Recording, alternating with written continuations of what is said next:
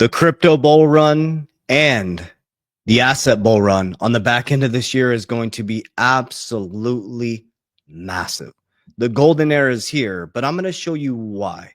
I'm going to show you how this administration is not only going to do, number one, print more money than in history, which could be bad, but if you're an asset holder in the proper assets, it could radically transform your life. And number two is how they're going to grow their way out of this economy. Now, how can these two things radically affect your portfolio and your family's wealth timeline? That's what we're going to break down in today's video. So I'm first going to show you Scott Bessent, the new Treasury Secretary, who is totally different from the other Treasury Secretary, who is working to grow our way out of the economy. Now, the two things you need to understand on the back end of every video, I'm going to share with you exactly how I do this, focused on four things: cash flow, not cash, appreciating assets and deflationary assets, protection, and leverage. You need to understand we're moving from an inflationary US dollar, a fiat fake currency, to a deflationary system which has fixed supplies. So you are in a transition, and the unsuspecting public who doesn't understand that is going to get rocked. But the people who understand what's actually happening here could radically transform their family's life. So let's first take a listen to Treasury Secretary Scott Bessent, where he talks about they're going all in on digital assets. Then I'm going to share with you a video where he talks about growing his way out of the economy. And I'm going to share with you at a simplistic level, what does that mean for our portfolios on the back end of this year? Get ready. You're going to be able to throw a dart at the S&P, in my opinion, the stock market or the crypto market, and make some gains. But if you're strategic and you understand this, it possibly could be radically transforming for your family's life. To digital assets. Okay, sorry about that. Let's start over there. We are going big on digital assets. So Trump administration has made digital assets a priority. Past administration starved and almost made extinct a lot of these companies and pushed it offshore. So what we want to do is apply the highest U.S. regulatory and AML standards to digital assets, especially stable coins. And I've seen estimates that just over the short term, stable coins could create $2 trillion of demand for U.S. treasuries and treasury bills. To put that in context, the number is probably about 300 billion right now. God, 2 to 3 trillion. So here's where people get caught up too. Everybody's like, well, if Ripple buys Circle, right, and they use the Ripple stablecoin, that's going to knock out XRP. They're two different mechanisms. I'm talking about tokenizing treasuries, right? A stable US dollar. And you're talking about a payment mechanism, XRP, right? I want to show you this. So why nations are hoarding Bitcoin. Now, this is CZ with Raoul Pal. This is a really, really important thing to listen. CZ is traveling around the world. Okay, he's the CEO of Binance. But listen to what he says about US. This is what I've been sharing with you guys. The US is going to lead crypto domination, first with Bitcoin. Okay, then they're going to lead with digital assets, a stable coin. And we are going to see the public and private sector come together. And those who are patient, those who are persistent are going to see some massive price appreciation in their portfolio. But listen to what he says. Okay, Trump is going to win this game, guys.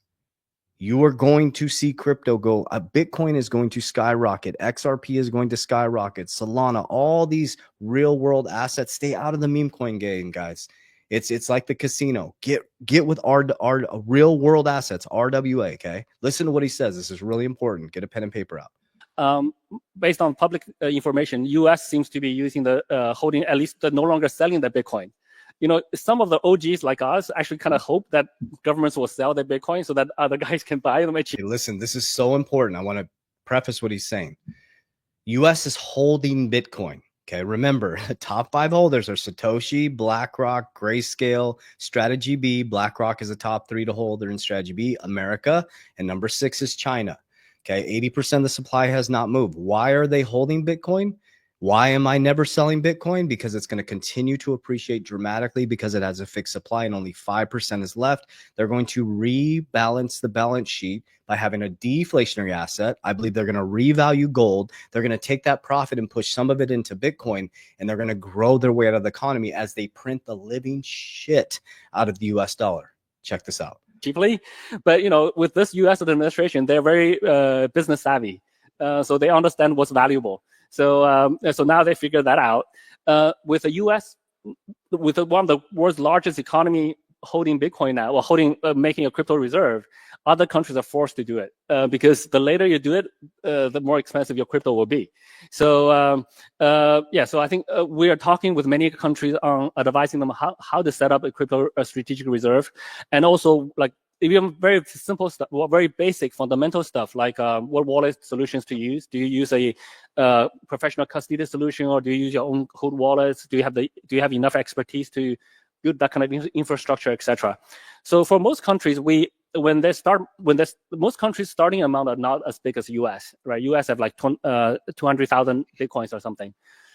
For most other countries, when they hold much smaller amount, we actually just recommend them to use a professional custody solution that's multi. Okay, so he's traveling around the world advising them on how to get in the game. Like you said, they have to get in the game, guys. This isn't, do you want to? It's when and how fast can you get in the game? Okay, so I want you to listen to what he says right here. They're going to grow their way out of the economy, and I'm going to explain to you how I believe that's going to happen. And at the back end is how I'm positioning myself and how I position myself from 2020 to 2025. You're referring to the CBO scoring, I believe, which is tenure scoring, and it's DC style scoring. So we think that we can both grow the economy and control the debt. And what's important, Bill, is that the economy grows faster than the debt. So that's really important. Write that down. The economy grows faster than the debt. Where are they going to grow, guys? Is it going to be the old archaic banking system, the old industrial system? No. AI, technology, crypto, tech companies, chip companies. It is going to be massive growth in the economy. What I would tell your viewers to focus on is what I'm focused on, is what Secretary Yellen was focused on, is what is the total debt to GDP? Because we can grow our way out of this. That if we change the growth trajectory of the country, of the economy, then we will stabilize our finances and grow our way out of it. Okay, so remember, write down grow our way out of the economy, okay? So the difference between this administration, you just mentioned Janet Yellen, is they were growing the debt super fast, printing money, but the economy was not growing. The economy is going backwards. Since this administration has taken over, they were bleeding money every day. Now they hit net zero. They're not bleeding money anymore.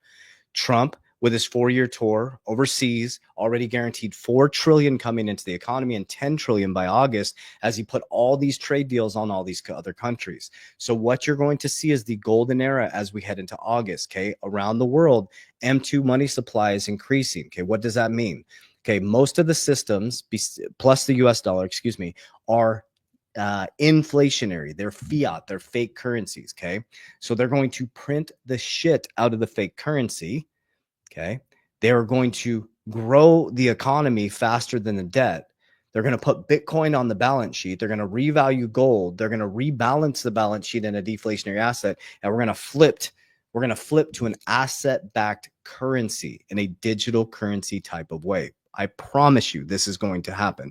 Okay, so Bitcoin continues to mirror the expansion of global M2 money supply, reinforcing bullish momentum. Okay, so here's what's going to happen. We'll see probably some bumpiness up and down. What's today? May 26th. If you're going to Bitcoin conference, XRP Las Vegas, we're actually flying out in a couple hours after this. I'll see you out there. I digress. So what you're going to see is, we're going to see massive innovation coming into America. America is going to be the crypto capital of the world. You're going to see June, July. We're going to go into August. Okay.